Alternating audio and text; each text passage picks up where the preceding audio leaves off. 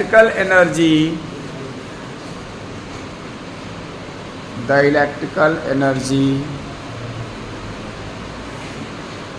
consumed by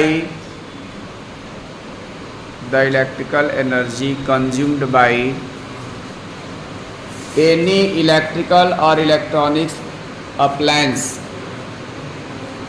any electrical or electronics appliance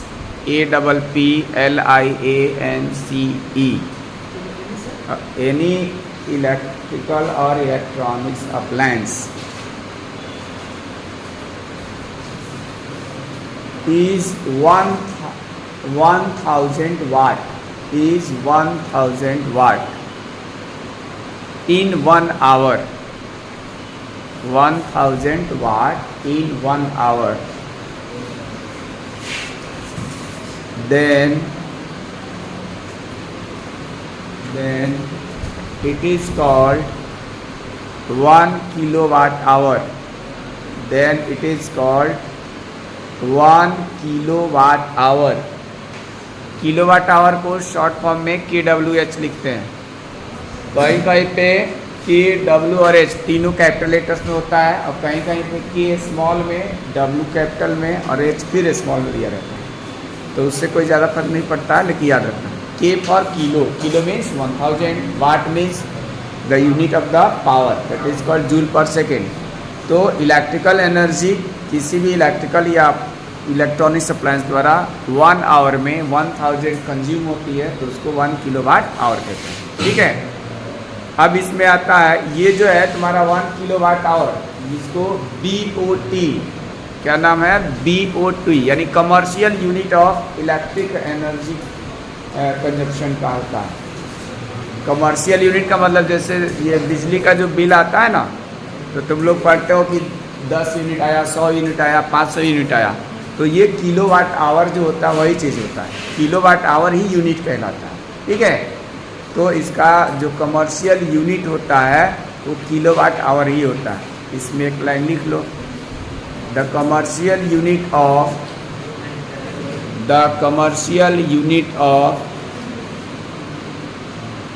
electric energy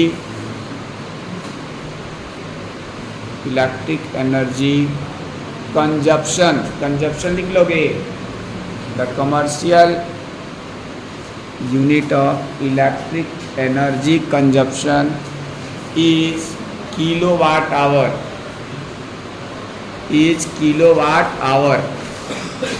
ठीक है. It is also called unit. ठीक है. अब किलोवाट आवर या यूनिट का फॉर्मूला क्या होता है, ये मैं बोर्ड पर लिख के बता देता हूँ. देखो यहाँ पर KWH या यूनिट, KWH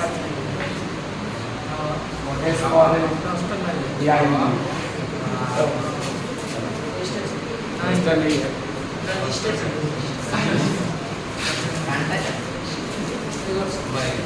तो यहाँ पे ध्यान दो, अगर किलो में जब नहीं होता, अगर हम इसमें यहाँ पे लिखेंगे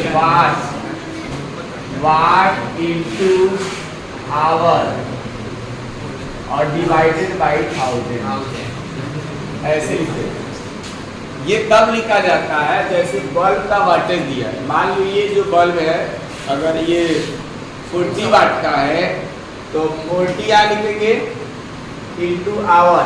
यानी मान लो अगर ये 6 घंटा डेली जलता है, तो 40 इंटू 4, 40 इंटू 6 और डिवाइडेड बाई 1000 से क्यों डिवाइड किया, क्योंकि हम लोगों ने जो कमर्शियल यूनिट पढ़ा तो वो KWH होता है, यानी कि किलोवाट आवर में होता है. तो ये तो मान लो दिया हुआ है, ऊपर वाला जो बल्ब है वाट में दिया है 40 वाट, और आवर मान लेते 6 घंटे डेली चलता है तो ग्लो करता है. तो इस वाट को किलोवाट में कन्वर्ट करने के लिए 1000 से डिवाइड करें, तो ये 1 डे का इलेक्ट्रिक एनर्जी कंजम्पशन निकल जाएगा. इसको मल्टीप्लाई कर लो, जो भी आएगा उतना आ जाएगा. 0.04 यूनिट. इतना यूनिट चलेगा, इतना यूनिट लिखो, या इसी को kWh, तो इतना यूनिट चलेगा। इस तरह से ये पंखा जो है 60 वाट का होता है, 60 वाट का पंखा होता है, तो 60 वाट इंटू जितने घंटे वो अगर चल रहा है उसको करना। टीवी जो है वो भी 50-60 वाट का आता है, ठीक है। 40 वाट LED LCD 40 वाट का आता है, 30 का आता है, तो वही 30-40 से लेकर 60 वाट का। थोड़ा ज़्यादा पावर का होगा तो 80 वाट तक आ जाएगा।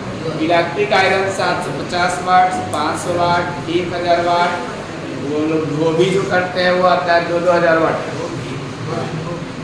वो भी जो कपड़ा प्रेस कराने नहीं जाते,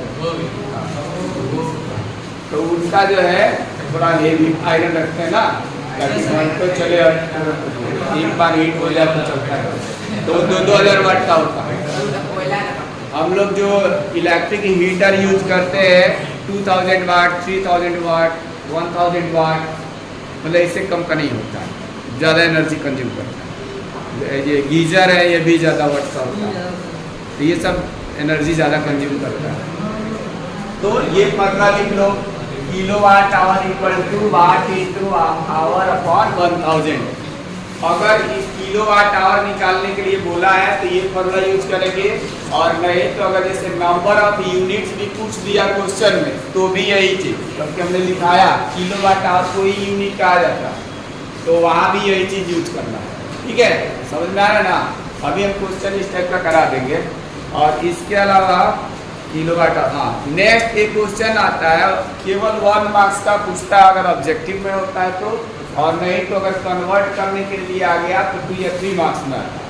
तो नेक्स्ट मतलब इसी में आगे लिखो, convert 1 kilowatt hour, convert 1 kilowatt hour into joule. बहुत ही सिंपल है और सबको आना चाहिए, क्योंकि ये बोर्ड एग्जाम में हर बार पूछा जाता है। अब तुम्हारा 10th में ही नहीं, 10th में, 12th में, CBSE बोर्ड हो, बिहार बोर्ड हो, यूपी बोर्ड में, एकदम बिल्कुल मतलब फेमस क्वेश्चन है, 1 नंबर का या 2 नंबर का क्वेश्चन, बहुत इजी। तो देखो इसको कैसे करेंगे। डस्टर तो पहले लाओ यार, डस्टर। यहाँ भी क्या है, convert 1 kilowatt hour into joule.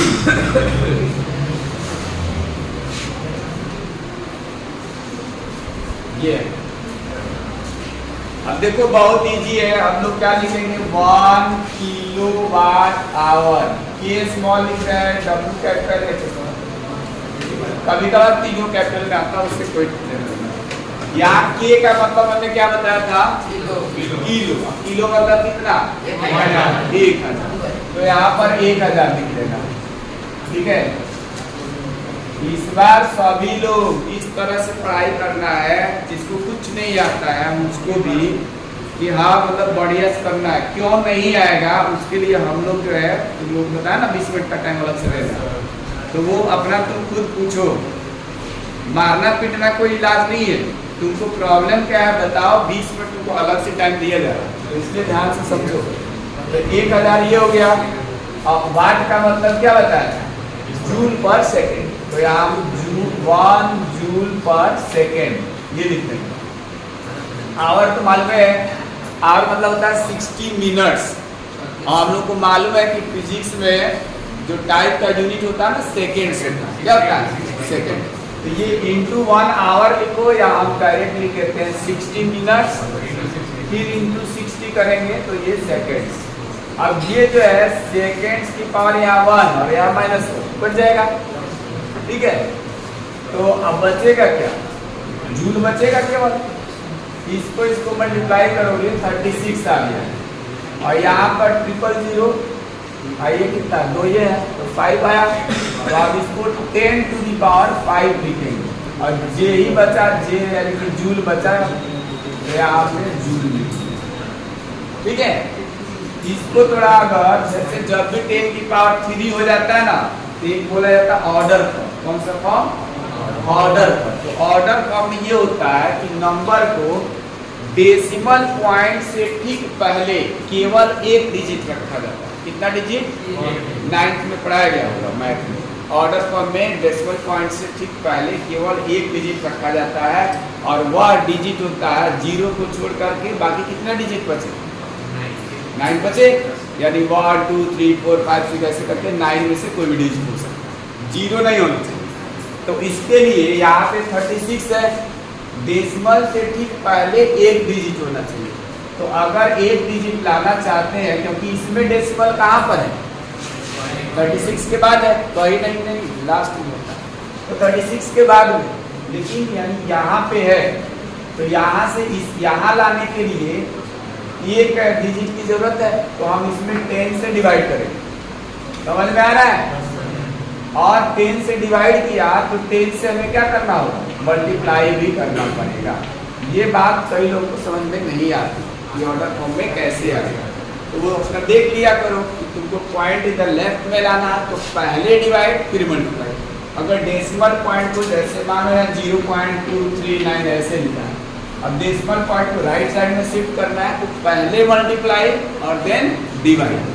तो इसमें क्या करना था हमको, राइट टू लेफ्ट इधर लाना था, तो पहले डिवाइड करेंगे देन मल्टीप्लाई, जिस नंबर से डिवाइड होगा उसी से क्या होगा मल्टीप्लाई। तो 10 से जैसे ही डिवाइड करेंगे ये आ जाएगा 3.6 और ये आ गया 10 पावर 1 और 10 पावर 5 कितना आ जाएगा 10 पावर 6। तो यही जो है 1 किलोवाट आवर इक्वल टू इतना होगा, ठीक है। इसको नोट करो, ये बोर्ड एग्जाम में अभी 2017-19 दोनों बार आया हुआ है, सीबीएसई में बिहार बोर्ड में। देखो क्वेश्चन क्या है हमारा, क्वेश्चन ये है what does mean of the rating on the bulb या written on the electric bulb 240 volt 100 watt. तो इसका मतलब हमने क्या बताया कि जब बल्ब को 240 वोल्ट पे ऑपरेट किया जाएगा, जब बल्ब को 240 वोल्ट पर ऑपरेट किया जाएगा, यानी उसको जलाया जाएगा, उसको ग्लो कराया जाएगा, तब जाकर के 1 सेकेंड में 100 जूल एनर्जी कंज्यूम हो। अब तुम लोग कहोगे अगर मान लेते हैं 240 वोल्ट पे नहीं ऑपरेट किया गया, इससे कम पर किया गया या इससे ज्यादा पर किया गया, तो क्या होगा, तब क्या 1 सेकेंड में 100 जूल एनर्जी कंज्यूम होगी कि नहीं होगी, तो आंसर होगा नहीं, तो नहीं होगी, ठीक है। ऐसा ही क्वेश्चन तुम्हारे बुक में या तो क्वेश्चन नंबर 3 है या क्वेश्चन नंबर 7 न्यूमेरिकल दिया हुआ है, ठीक है। तो इस पे ये ध्यान रखोगे, अगर ये जितना वोल्टेज लिखा है उससे बिलो हो या एबव हो, दोनों ही कंडीशन में जितना ये वाटेज लिखा होगा यानी 1 सेकेंड में उतनी एनर्जी कंज्यूम नहीं होगी। अब इसका मीनिंग हमने क्या होता है, मीनिंग क्या होता है, मीनिंग कैसे लिखना है, when the electric bulb is operated at 240 volt then the electrical energy consumed by the bulb in 1 second is 100 joule। समझ में आया, लिखो when electric bulb। अच्छा, इलेक्ट्रिक बल्ब का हमने बताया कोई भी अप्लायंसेस हो सकता, लिखने का तरीका बस चेंज कर लेना। when electric bulb is operated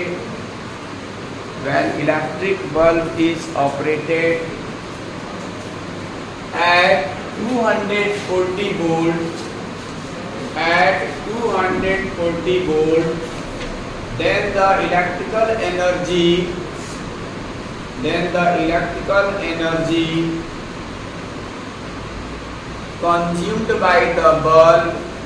then the electrical energy consumed by the bulb is 100 joule,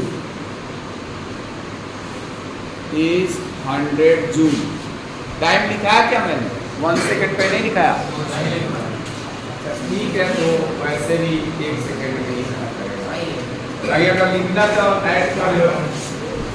When electric bulb is operated at 240 volt, then the electrical energy consumed by the electric bulb in 1 second, या जोड़ लो 1 second, in 1 second is 100 joule. Time देना जरूरी है क्योंकि वाट जो है joule per second ही होता है, यानी 1 सेकेंड में 100 जूल कंज्यूम हो।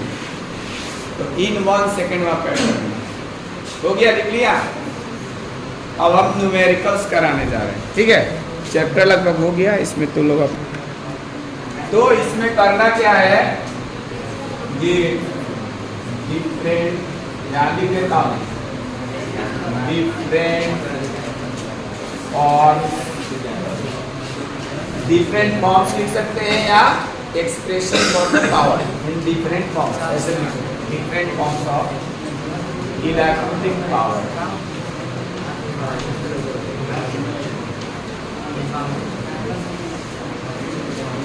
P equal to W by T. तो पहला तो ये तो हो गया तुम्हारा बाय द डिफिनीशन, ये डिफिनीशन हो गया। अच्छा W का जो है हम लोग इलेक्ट्रिक एनर्जी के टर्म्स में कौन सा फॉर्मूला यूज करेंगे? अभी कुछ देर पहले ये पोटेंशियल पूछा, याद है ना? हाँ, तो यहाँ से हम लोगों ने पढ़ा था कि V इक्वल टू होता है W बाई क्या,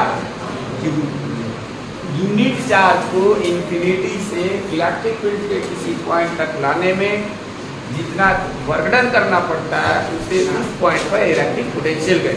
V equal to W by Q. इससे W अगर निकालेंगे तो क्या आएगा, Q इंटू V या V इंटू आएगा ना। ये बात बताओ यहाँ पे, किसी कोई दिक्कत हो ये तो लिख सकते हैं, डेफिनेशन याद होगी तो याद आएगा। अब यहाँ पे P रहेगा, W पे जगह Q इंटू V लिखो या V इंटू Q लिखो। अब बाई यहाँ Q, ठीक है। फिर हम लोग Q इक्वल टू क्या पढ़ेंगे, Q इक्वल टू IT। जिसको ये नहीं समझ में आता Q इक्वल टू IT कहाँ से आया, तो उसको चैप्टर के स्टार्टिंग में ही बताया गया था कि इलेक्ट्रिक करंट क्या होता है, electric current is the flow of the charge in the unit time, यानी I equal to Q by T पढ़ाया था ना।